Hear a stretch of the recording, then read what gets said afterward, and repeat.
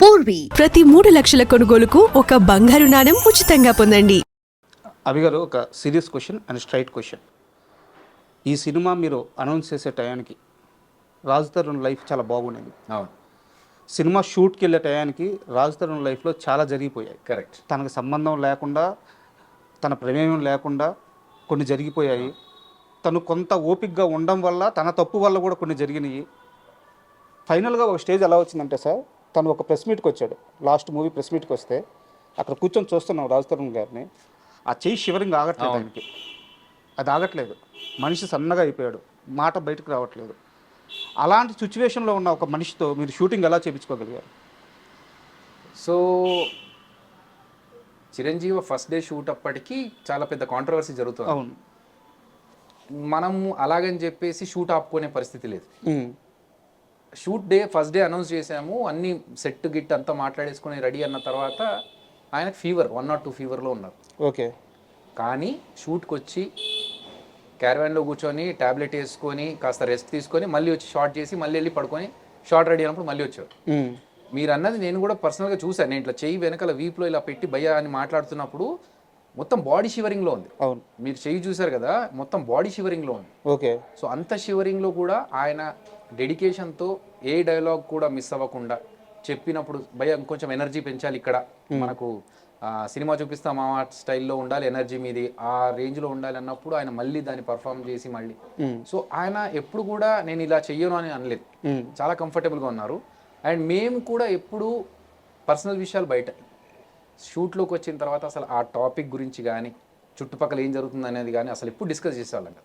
మన షూట్కు రాగానే మార్నింగ్ భయ్యా ఇదిగో ఇది సీన్స్ మీవి, ఇలా చేద్దాం అనుకుంటున్నాం, ఇలా చేద్దాం అనుకుంటున్నామని ఆయనను వేరేలాగా డైవర్ట్ చేసి సినిమాలోకి తీసుకెళ్ళాం తప్ప ఎప్పుడు ఈ పర్సనల్ విషయాలు మాట్లాడితే మళ్ళీ అది ట్రిగ్గర్ అవుతుంది. సో అది హాంట్ చేస్తూ ఉంటుంది మళ్ళీ పర్ఫార్మెన్స్లో. అందుకని ఆ టాపిక్స్ చేయలేదు. అండ్ ఆయన కూడా ఆ బయట జరుగుతున్న విషయాలను ఎప్పుడు ఇక్కడ తీసుకురాలేదు. షూట్లో ప్రభావం పడేలాగైతే ఆయన బిహేవ్ చేయలేదు. అభి గారి జర్నీ అనేది ఈ రోజుది కాదు, కనీసం 23 సంవత్సరాలు అవుతున్నట్టుంది. అంతేనా? రైట్. 23 ఏళ్ళుగా మీరు డైరెక్షన్ బై అభినయ్ కృష్ణ ఈ పేరు వేసుకోవడానికి 23 ఏళ్ళ నుంచి కష్టపడుతున్నారు. ఇలాంటి ఒక ప్రోడక్ట్ని కన్సీవ్ చేసేటప్పుడు వై రాజ్ తరుణ్? ఎందుకంటే ఈ ఇంటర్వ్యూకి వచ్చే ముందు రాజ్ తరుణ్ లాస్ట్ హిట్ ఏదని చెప్పేసి నేను ఆలోచించుకున్నా. గూగుల్లో ఎతికితే నాకు దొరకద్ది. అసలు కనీసం అభి అన్నకన్నా తెలుసా ఈ విషయం, ఆయన లాస్ట్ హిట్ ఎప్పుడు పడిందో తెలిసే ఈ ప్రాజెక్ట్ ఆయనతో దిగాడా అడగదామని చెప్పి నేను గూగుల్ చేయలేదు. తెలుసా రాజ్ తరుణ్ గారికి లాస్ట్ హిట్ ఎప్పుడు? నాకు తెలిసి సినిమా చూపిస్తాం ఆ తర్వాత పెద్ద హిట్స్ ఏమి లేవు, బట్ డీసెంట్ మూవీస్ చేసుకుంటూ వెళ్ళిపోతున్నారు. ఎందుకంటే ఆయన తిరగబడరా స్వామి కావచ్చు, లేకపోతే పురుషోత్తముడు కావచ్చు, భలే ఉన్నాడు, ఇవన్నీ వస్తున్నాయి. ఓ డిఫరెంట్గా ఏం నమ్మారు అభి, ఏం నమ్మారు రాజ్ తరుణ్లో? మన సబ్జెక్ట్కి సంబంధించిన ఎవరైతే శివ అనే క్యారెక్టర్ ఉందో మంచి ఎనర్జెటిక్ పర్ఫార్మెన్స్ కావాలి అక్కడ మనకి. సో నేను ఈ ఏజ్ గ్రూప్లో చూసుకుంటే హై ఎనర్జీ పర్ఫార్మెన్స్ ఇచ్చేది రాజ్ తరుణ్ గారు. Okay, right. రామ్ పోతినేని, రాజ్ తరుణ్ వాళ్ళిద్దరు high performance energy, super energy ఉంటుంది 100%. ఇప్పుడు నేను స్టోరీని నమ్మాను, పర్ఫార్మెన్స్ పరంగా రాజ్ తరుణ్ గారు యాప్ట్. సో ఆయన హిట్ ఉందా లేదా అనేది నేను నిజంగా ఆలోచించదలుచుకోలేదు. ఎందుకంటే నేనేం పెద్ద హిట్లో లేను, నా దగ్గరికి రాజ్ తరుణ్ వచ్చి చేయడానికి. రైట్. నేను ఆలోచించేది ఏంటంటే కాన్సెప్ట్ బాగుంటే, బిచ్చగాడు సినిమా తీసుకున్నప్పుడు విజయ్ యాంటనీ ఎవరికి తెలియదు తెలుగులో, అట్లీస్ట్. కాంతార చేసేటప్పుడు రిషబ్ శెట్టి తెలుగులో ఎవరికి తెలియదు. అవును. మన తెలుగులో కూడా చాలా సినిమాలు ఎగ్జాంపుల్స్ ఉన్నాయి ఈ మధ్యకాలంలో హిట్ అయిన సినిమాలు తీసుకుంటే. అలా కాన్సెప్ట్ బాగుండి యాక్టర్ పర్ఫార్మెన్స్ బాగుంటుంది అనుకుంటే చాలనుకున్నాను నేను. ఓకే. ఎందుకంటే దీని ద్వారా ఆయనకు మంచి బ్రేక్ వచ్చి సినిమా మంచిగా ఆడితే ఇద్దరికీ లైఫ్ ఉంటుంది. అవును. అంతే తప్ప నాకు హిట్లో ఉన్న హీరో వచ్చి చేస్తే నాకు నిలబడుతుంది అనేది నేను ఎప్పుడు ఆలోచించలేదు.